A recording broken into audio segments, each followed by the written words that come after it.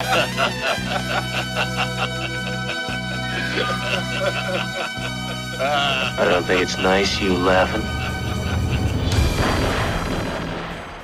Over the last few years, a lot of people, worthy or not, have had a lot to say about the Sigma male. Some have said that Sigma males don't exist, and others have chalked the Sigma male personality to a ploy at attention seeking. Unsurprisingly, no Sigma male replies to them in any way. And the reason is simple. Sigma males only speak to people worth talking to, only speak about things worth speaking, and are rarely ever found trying to impose their opinion on others via rhetoric. A lot has been said about Sigma males' propensity to stay silent at all times. For many, staying silent is a reaction to whatever circumstances they might find themselves in.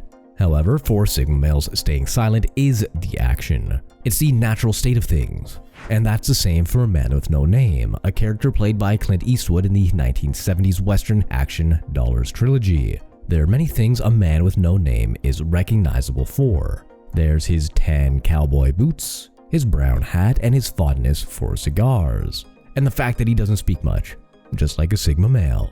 A Man with No Name is the perfect Sigma male. He doesn't care too much about what he wears, he's just as comfortable in a pair of expensive boots as he is in a pair of cheap ones. He knows that these things are vain and only signal one's social standing to the members of society. But he doesn't care about that. He ends up wearing what he can get his hands on, not what's expensive. All through the 3 movies in the Dollars Trilogy, A Man with No Name constantly reveals his disdain for social hierarchies and ends up telling us how a real Sigma male should behave. In The Good, the Bad, and the Ugly, which was the last installation of the Dollars Trilogy, A Man with No Name starts the film by saving a peculiar-looking man named Tuco. At the beginning of the film, we see 3 bounty hunters apprehend Tuco. They later reveal that there's a bounty of about $2,000 on Tuco's head. One of them even wonders if Tuco has a face that's worth that much money. As the bounty hunters jested, A Man with No Name, who goes by Blondie in this movie, comes up to them.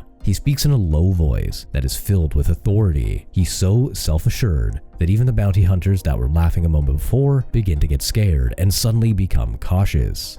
And that's just how a Sigma male is. Sigma males may not look intimidating, they may not look huge, but once they speak, and people hear how lazily confident they sound, they sit up and start to listen. The bounty hunters continue to look at Blondie, and a moment of tension passes. They can immediately notice that Blondie isn't one to be messed with. He is a threat, and they are willing to kill him. But before they can shoot him, Blondie shoots all of them. Tuco cannot believe his eyes.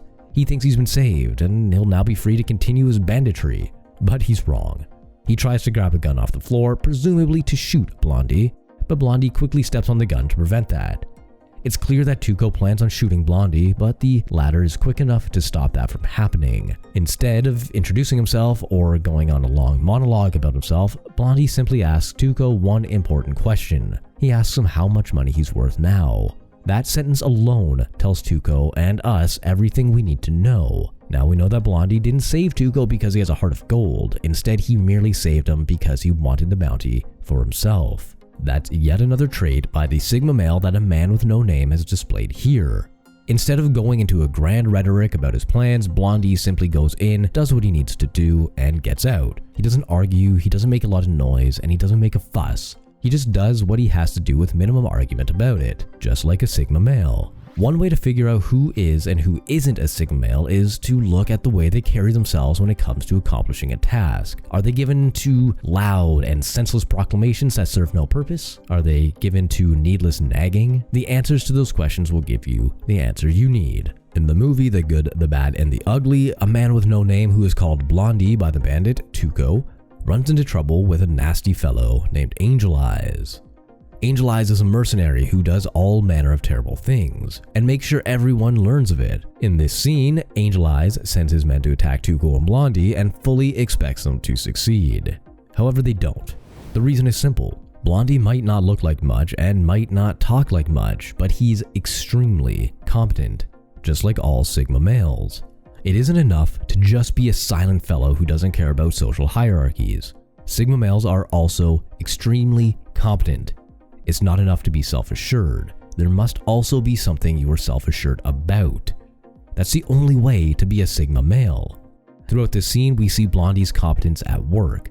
We see him kill all the men attacking him, despite the odds being stacked against him. In this scene, he still doesn't whine and nag. He doesn't run away.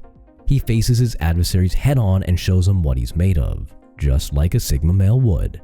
In The Good, the Bad, and the Ugly, Blondie, Tuco, and Angel Eyes are searching for a grave filled with gold.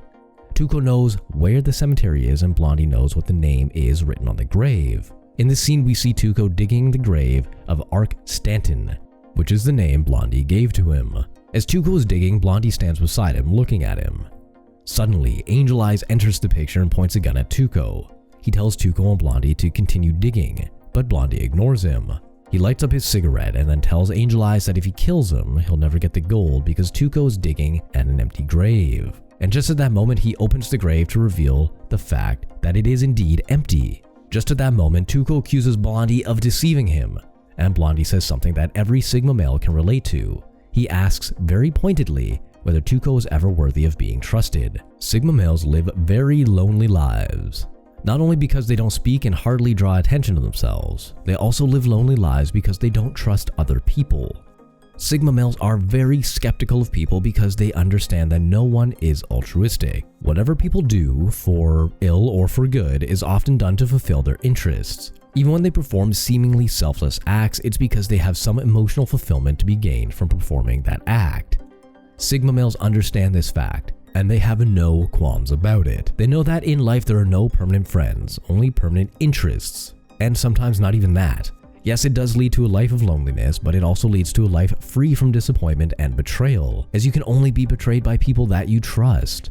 After Angel Eyes discovers this, the three get into a three-way Mexican standoff. At the end of the standoff, Blondie shoots Angel Eyes dead and Tuco discovers that his gun had been unloaded. He then learns that Blondie had unloaded his gun in the night because he wasn't to be trusted. When Tuco confronts him, Blondie says one of the most iconic lines in cinematic history. There are two kinds of men, my friend. Those who have loaded guns and those who dig. You dig. This shows how deeply Blondie understands the concept of power. Like all Sigma males, Blondie understands that might is right, and without power, one cannot possibly be good. Alphas tend to understand this. The only difference is that Sigma males are quiet about the power they hold and only use it when it's necessary. If you enjoyed this video, don't forget to smash the like and subscribe buttons. Goodbye, and remember, stay safe.